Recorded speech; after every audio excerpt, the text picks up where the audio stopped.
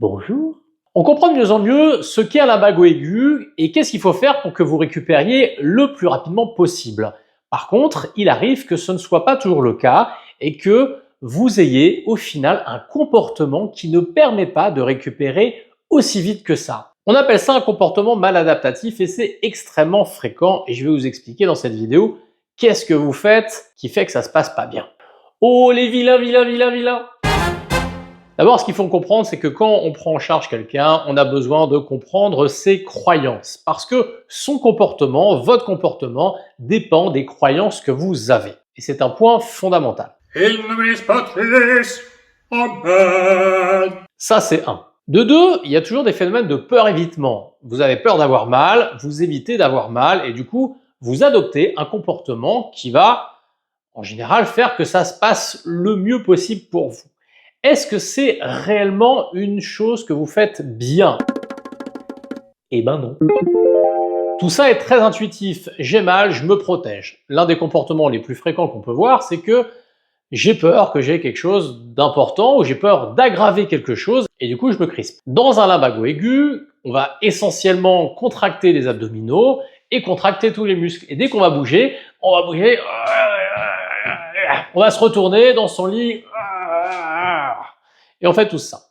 Et c'est pas exactement la meilleure chose à faire. La semaine dernière, je vois un patient, un homme jeune, et on détend ce qu'il faut détendre, ça se passe bien, et puis je le revois quand même, au bout de quelques jours, il me dit « Ah, c'est bien, mais alors, dès que je travaille un peu comme ça, et au bout de pas grand-chose, de quelques minutes, je sens que ça me lance, que ça m'envoie des petits à-coups, etc. Et après, je me sens tout bloqué, tout raide, une barre dans le dos, etc. Classique. Et pour le coup, il a un comportement maladaptatif, certes, et on va le voir après, mais il a aussi des positions de travail qui ne sont pas très favorisantes par rapport à son lumbago aigu. On a changé complètement nos discours sur la posture. Avant, on vous disait, tiens-toi droit, etc., c'est mieux. Bon. En fait, on s'en fout aujourd'hui complètement. Si vous ne tenez pas droit et que vous êtes voûté, effectivement, vous allez développer une musculature, voilà, avec un peu plus de rétraction par là, un peu plus de traction derrière, alors que si vous êtes comme ça, vous allez développer un autre type de musculature. Et c'est ok, c'est pas ça qui va créer de la douleur de toute façon. Aujourd'hui, on est à peu près tous d'accord sur ça, parce que les études nous le montrent. Mais, il y a toujours un mais. La plupart d'entre vous, parce qu'ils sont assis toute la journée, ou parce qu'ils sont sédentaires, ou parce que c'est plus facile, ou parce qu'ils sont adolescents, eh bien, ils vivent comme ça. C'est ok. S'ils sont très sédentaires et qu'ils ne bougent pas, c'est pas ok parce qu'au bout d'un moment, ça va vraiment poser un problème. Mais c'est la sédentarité, le fait de ne pas bouger qui pose un problème, pas le fait d'être dans une position définie. Ça, on est d'accord sur l'idée à peu près tous aujourd'hui. Par contre, quand vous avez un lumbago aigu, en général, alors évidemment, il faut aller voir un professionnel pour qu'il identifie exactement ce qui se passe, mais on va dire que statistiquement, ce sont beaucoup des crampes musculaires qui font que ça se passe pas très bien.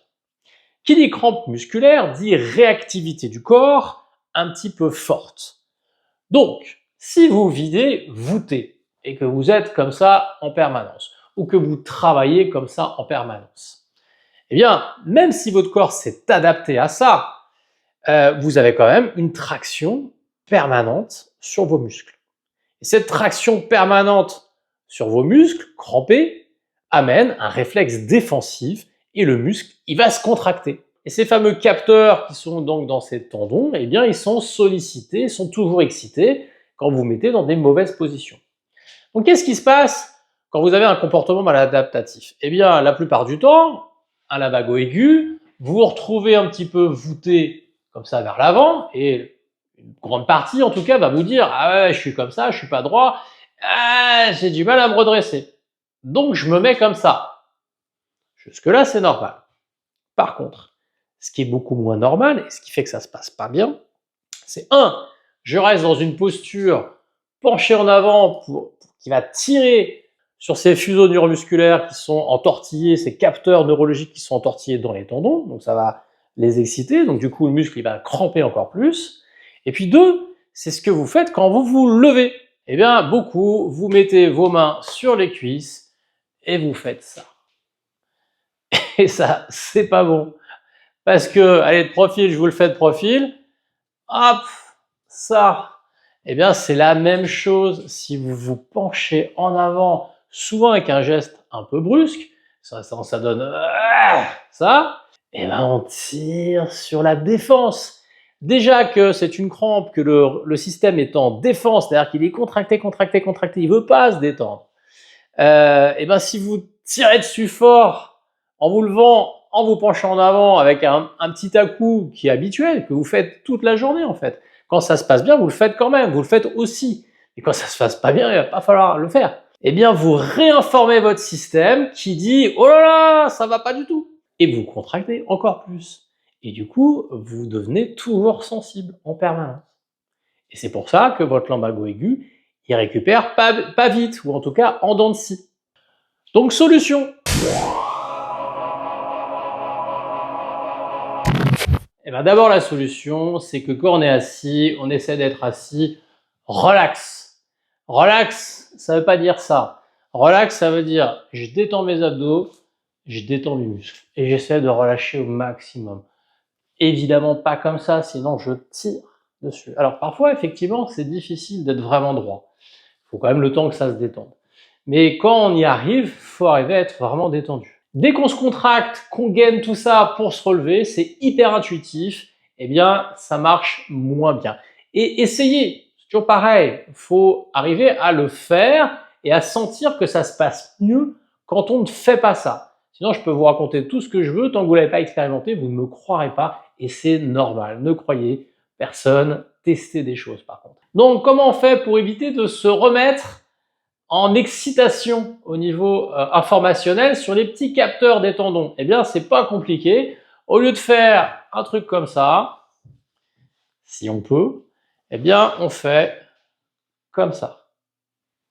Hop, on pousse sur les talons, on creuse le dos et on se lève comme si on voulait pousser sur la tête. Hop, comme ça.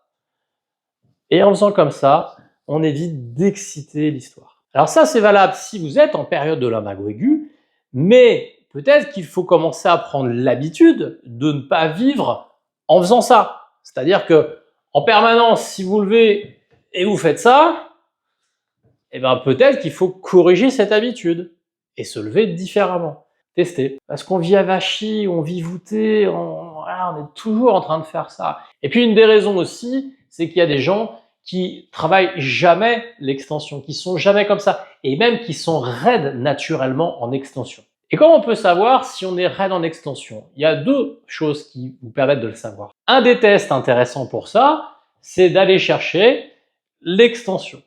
Et il y a des gens qui sont plus ou moins capables de partir en extension. Pour être un peu plus précis, pour voir si vous avez un problème d'extension, en tout cas si c'est une difficulté chez vous, eh bien c'est le squat dos droit. Et vous allez voir qu'il y a plein de gens qui n'arrivent pas à faire ça. L'une des grandes majorités des gens, si on leur demande de faire un squat dos droit, ils font quoi? Ils font ça. Ok, on leur a appris à faire ça, c'est pas un souci. Par contre, si on leur dit, voilà, maintenant tu vas essayer de me faire un squat vraiment le dos vertical, est-ce que c'est possible? Eh bien, donc je vous montre ce que c'est un squat vertical. Hop, c'est un truc qui ressemble à ça.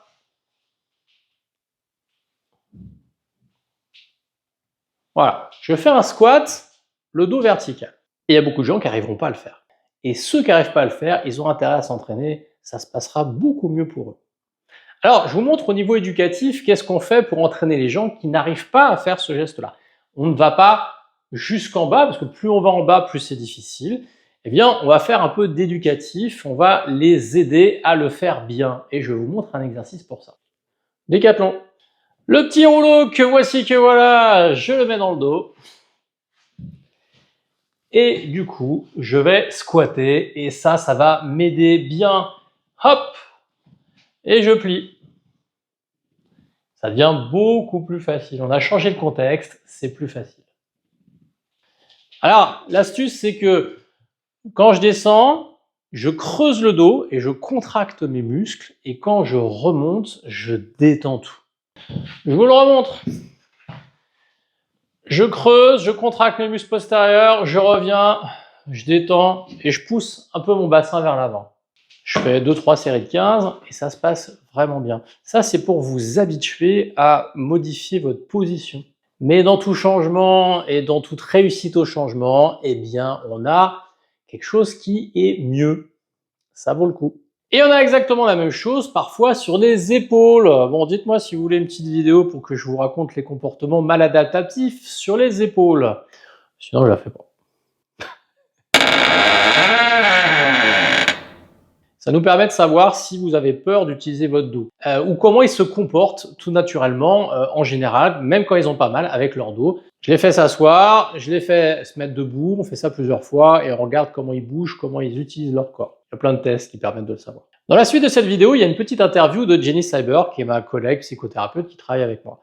Et vous allez voir que vous allez vous retrouver dans ce qu'elle raconte, parce que c'est typique, hein, c'est un cas classique et typique d'un comportement maladaptatif qu'elle a depuis l'âge de 17 ans. Et c'est ça qui est intéressant, c'est que ça fait 20 ans qu'elle a ce comportement. Pourquoi? Parce qu'un jour, elle a eu une énorme douleur, un énorme lumbago aigu, et elle pense que son dos est fragile. Donc elle a un comportement par rapport à cette croyance. Et les comportements maladaptatifs, soit c'est de la compensation, soit c'est de la croyance. C'est pour ça qu'on a besoin de connaître vos croyances. Allez, on regarde ça tout de suite. Et comment est-ce que Jenny s'est levée? Une chaise? Eh ben, je me suis levée en appuyant mes mains sur mes genoux ou sur mes jambes, voilà, en prenant appui et Voilà. en me donnant une impulsion de l'élan de cette manière-là. Donc classiquement, c'est ce que je vous ai raconté. Jenny est dans une histoire de peur. Quand on a peur, quand on pense que son dos est fragile, eh bien, on appuie avec ses mains sur ses genoux. Parce que on a l'impression que ça va aider le dos parce qu'il n'est pas capable de le faire. Par contre, ce qui est particulier avec Jenny, c'est la question que je vais poser classiquement, c'est est-ce que tu as assez de force dans la jambe? Tu m'as répondu bah, a priori, oui. oui, voilà, donc elle est jeune et athlétisée, donc ça va. Et après, la question c'était pourquoi est-ce qu'on faisait ça? Jenny m'a dit, mais je fais ça depuis que j'ai l'âge de... Ah bah depuis toujours en fait, voilà. J'ai toujours fait comme ça. Je ne savais pas qu'on pouvait faire autrement. C'est ça. Et quand je t'ai dit, parce que toi tu m'as dit, mais je pense que tout le monde fait ça. Oui. C'est ça qui était super marrant, c'est que tu pensais que tout le monde faisait ça. Ah bah, je ne m'étais même pas posé la question. Pour moi, on se levait comme ça. Voilà. Voilà. Et ce que je t'avais proposé, je sais pas si tu te rappelles, je me rappelle très bien. Tu étais à Paris, je t'ai dit, bah voilà, pourquoi pas, tu observes les gens et tu regardes ce qu'ils font. Oui. Et qu'est-ce que tu as observé? Alors, j'ai quand même observé des gens qui fonctionnaient comme moi. Voilà. Je pense d'ailleurs que mon regard allait vers ces personnes-là, mais c'est vrai que j'observais aussi des personnes qui ne faisaient pas comme moi. Et ceux qui faisaient comme toi? Qui se levaient, voilà, tout seuls. Ok. Et ceux qui faisaient comme toi sont certainement des lombalgiques chroniques, tout simplement. Donc depuis, tu fais comment? Alors quand j'y pense, j'essaye de plus fonctionner comme ça, donc de me lever directement, là, sans... Avant je faisais comme ça. Voilà. Et ça c'est extrêmement confortable pour moi. Là vraiment c'est un mouvement qui me demande absolument pas d'y mettre de l'attention. Voilà. C'est automatisé. C'est tout à fait automatisé. Et donc quand je fais comme ça,